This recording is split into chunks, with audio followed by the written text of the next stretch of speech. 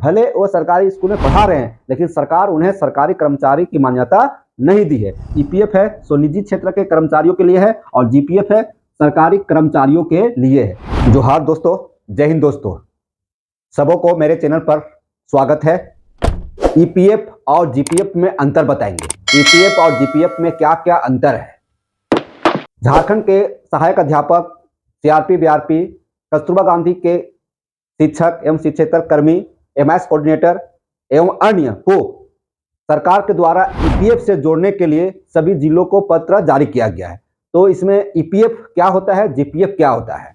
तो दोस्तों आज हम बात करेंगे ईपीएफ और जीपीएफ। ईपीएफ क्या है, जीपीएफ क्या है ना। ईपीएफ किनके लिए है, जीपीएफ किनके लिए है। तो दोस्तों बहुत इंपॉर्टेंट से इंपॉर्टेंट जानकारी लेकर आए हैं।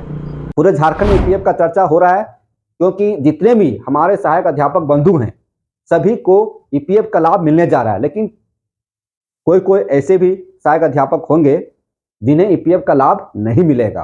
तो क्यों नहीं मिलेगा यह हम बताएंगे, आखिर उन्हें क्यों नहीं मिलेगा। तो कुछ कंडीशन है, कुछ शर्त है जिसके कारण उन्हें ईपीएफ का लाभ नहीं मिलेगा। लेकिन चलिए हम बात कर रहे हैं ईपीएफ और जीपीएफ में अंतर। आप समझ जाएंगे ईपीएफ और जीपीएफ में अंतर, तो आपको लगने लगेगा कि हमारे लिए क्या फायदा है ना।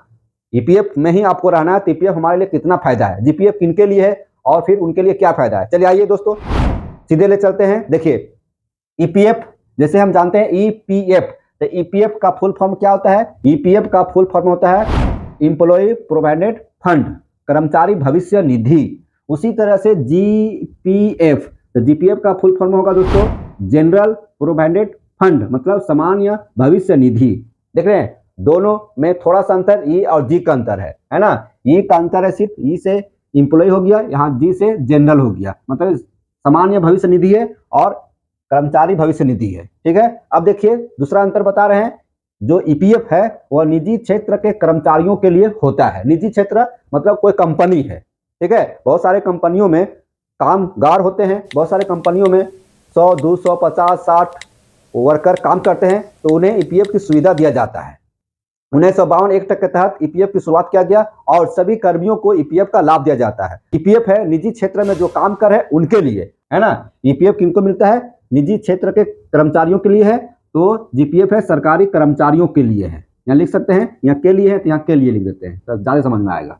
कर्मचारियों के लिए है ना। देखिए निजी क्षेत्र के कर्मचारियों के लिए ईपीएफ है सो निजी क्षेत्र के कर्मचारियों के लिए है और जीपीएफ है सरकारी कर्मचारियों के लिए है। तो सरकारी कार्यालयों में काम करने वालों के लिए जीपीएफ है। झारखंड गवर्नमेंट ने ओपीएस दिया, जब ओपीएस दिया तो ओपीएस के माध्यम से जीपीएफ कटने लगा, है ना। जीपीएफ कटने लगा, ठीक है। अब जितने कर्मी बहाल होंगे, सरकारी कर्मचारी जितने बहाल होंगे, उन्हें ओपीएस के तहत जीपीएफ का लाभ मिलेगा। लेकिन जो पहले थे, है ना, जब ओपीएस बहाल नहीं हुआ था झारखंड में, तो उसके पहले एनपीएस था, एनपीएस कर्मचारी, तो जीपीएफ उसमें नहीं था। तो दोस्तों हम बात करेंगे कि जो ईपीएफ है वह निजी क्षेत्र में काम करने वालों के लिए है और जीपीएफ है वो सरकारी क्षेत्रों में काम करने वालों के लिए है, सरकारी कर्मियों के लिए है। समझ गए, ठीक है। अब ईपीएफ का इंटरेस्ट रेट का बात करेंगे, ब्याज दर क्या है।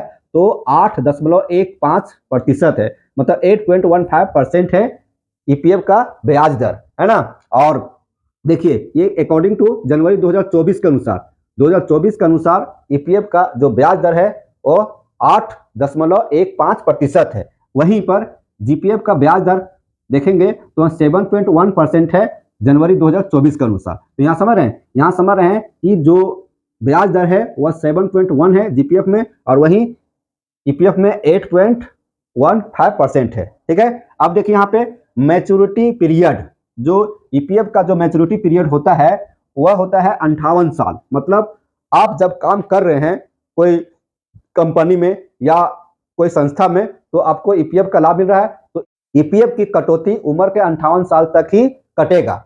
उसके बाद आपका ईपीएफ बंद हो जाएगा।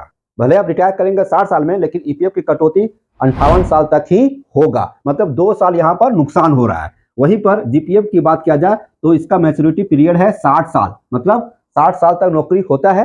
सरकारी कर्मचारियों के लिए 60 साल का नौकरी होता है और कंपनी में भी जो काम करते हैं उनका भी 60 साल का नौकरी होता है। लेकिन फर्क यही है कि जीपीएफ जो है पूरे सेवानिवृत्ति तक चलता है, ये जो उनका 60 साल तक चलता है जीपीएफ कटता है वहीं पर ईपीएफ जो है सो 58 साल तक ही कटेगा। जिनका उम्र 58 साल हो चुका है ना, उन्हें ईपीएफ का लाभ से नहीं जोड़ा जाएगा, है ना। जिनका उम्र 58 साल हो गया है उन्हें ईपीएफ के लाभ से नहीं जोड़ा जाएगा। और जैसे मान लीजिए अभी उम्र है 40 साल, जैसे ही 58 साल आएगा ईपीएफ कटना बंद हो जाएगा। लेकिन यहाँ पर है जीपीएफ में ऐसा नहीं होता है, 60 साल तक पूरा चलता है, ठीक है। ईपीएफ है 2 महीने की बेरोजगारी पर बंद हो जाएगा, मतलब लेकिन यहाँ पर क्या होगा जीपीएफ में कि सरकारी नौकरी छोड़ने पर बंद होगा, है ना। सरकारी नौकरी से रिजाइन दे दिया, जीपीएफ कटना बंद हो गया तो उसका बंद हो जाएगा। तो समझ गए दोनों मंत्र क्या है कि 2 महीने की बेरोजगारी पर बंद हो जाएगा ईपीएफ और वहीं जीपीएफ सरकारी नौकरी छोड़ने पर बंद होगा।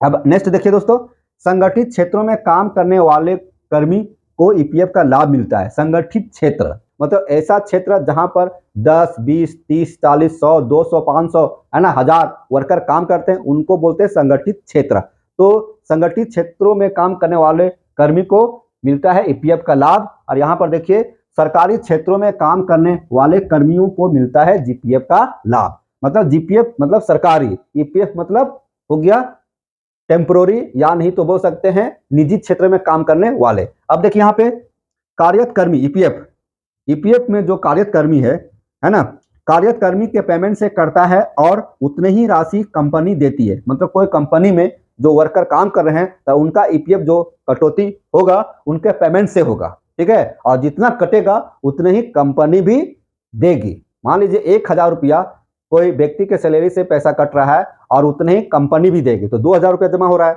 लेकिन यहाँ पर जीपीएफ में ऐसा नहीं होता है, कोई निश्चित अमाउंट नहीं करता है, इसमें स्वैच्छिक मतलब आपकी इच्छा के अनुसार पेमेंट कटता है, पेमेंट कटाना पड़ता है। ऐसा नहीं कि हम जीरो यहाँ कर नहीं सकते हैं, है ना। यदि हम चाहेंगे कि जीपीएफ में पैसा नहीं जमा करेंगे, ऐसा नहीं होगा, आपको कटाना पड़ेगा। लेकिन यहाँ स्वैच्छिक है, एक लिमिट है, उस लिमिट के बाद आपका स्वैच्छिक है, आप 10,000, 20,000, 15,000 कटा सकते हैं, ठीक है। तो यहाँ पर देखिए कार्यरत कर्मी के पेमेंट से कटता है और उतनी राशि कंपनी देती है। जीपीएफ में आप जितना पैसा कटाएंगे उतना सरकार नहीं देगी, आप ही का पैसा सिर्फ जमा होगा। अब आ गया ये सैलरी का 12% कटा सकते हैं। मतलब ये ईपीएफ की बात करें, ईपीएफ में सैलरी का 12% ही कटा सकते हैं। आपका जितना सैलरी मिल रहा है उतना का 12% ही ईपीएफ कटा सकते हैं, जबकि जीपीएफ में ऐसा नहीं होता है। आपका क्षमता है कि हम 10,000 कटाएंगे, आपका क्षमता है कि 20,000 कटाएंगे, 30,000 कटाएंगे, तो आप कटा सकते हैं। तो ये रहा ईपीएफ और जीपीएफ में अंतर, ठीक है। तो कुल मिलाकर यहाँ देख लिए कि ईपीएफ जो है निजी क्षेत्रों में काम करने वालों के लिए है, संगठित क्षेत्रों में काम करने वालों के लिए है ना। और वही जीपीएफ जो है तो सरकारी कार्यालयों में काम करने वालों के लिए है, सरकारी कर्मचारियों के लिए है। मैं समझता हूं कि आप ईपीएफ और जीपीएफ में अच्छी तरह से तुलना कर लिए होंगे, आप अच्छी तरह से समझ गए दोस्तों ईपीएफ और जीपीएफ में क्या अंतर है ना। ईपीएफ किनके लिए है, जीपीएफ किनके लिए है। तो दोस्तों यदि हमारे चैनल को अभी तक सब्सक्राइब नहीं किए हैं तो जरूर इस चैनल को सब्सक्राइब कीजिए, हमारे वीडियो को लाइक कीजिए, हमारे वीडियो को शेयर कीजिए और आप मुझे सपोर्ट कीजिए। इसी आशा के साथ आज का वीडियो यहीं समाप्त करता हूं। Thank you.